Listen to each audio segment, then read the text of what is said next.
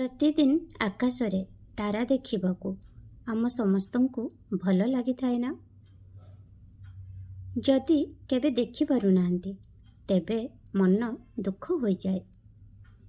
କିନ୍ତୁ ତୁମର ଏହି ବ୍ୟସ୍ତବହୁଳ ଜୀବନରେ ସମୟ ମିଳୁନାହିଁ ନିଜର ଏହି ଛୋଟ ଛୋଟ ଖୁସିକୁ ଉପଭୋଗ କରିବାକୁ।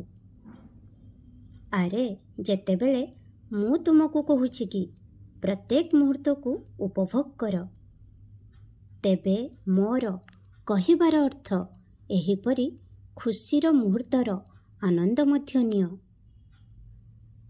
ଯଦି ସମୟ ମିଳୁଛି କିଛି ବହି ପଢ଼, ସମୟ ମିଳୁଛି ତ ନିଜର ଫୋନ୍ ଉଠାଅ, ନିଜ ସାଙ୍ଗମାନଙ୍କ ସହ କଥା ହୁଅ, ସମୟ ମିଳୁଛି ତ କିଛି ଲେଖିବା ଆରମ୍ଭ କର ଏବଂ ସମୟ ମିଳୁଛି ତ ନିଜ ପରିବାର ସହିତ ବସି ପ୍ରତିଦିନ 4 ପଦ ହେଉ ପଛେ କଥା ହୁଅ।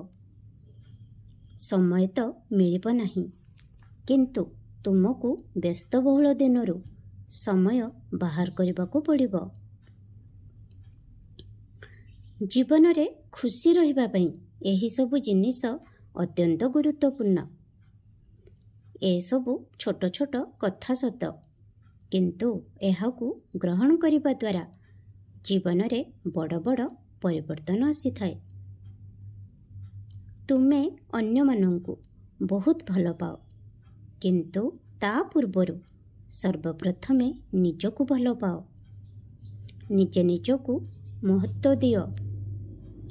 ନିଜେ ଖୁସି ରହିଲେ ତ ଯାଇ ବାକି ଅନ୍ୟ ସମସ୍ତଙ୍କୁ ଖୁସି ରଖିପାରିବ।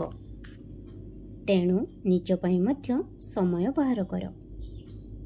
ପ୍ରତିଦିନ ନିଜ ପାଇଁ କିଛି ସମୟ ବାହାର କରିବା କୌଣସି ସ୍ୱାର୍ଥପର କାମ ନୁହେଁ ପିଲାମାନେ।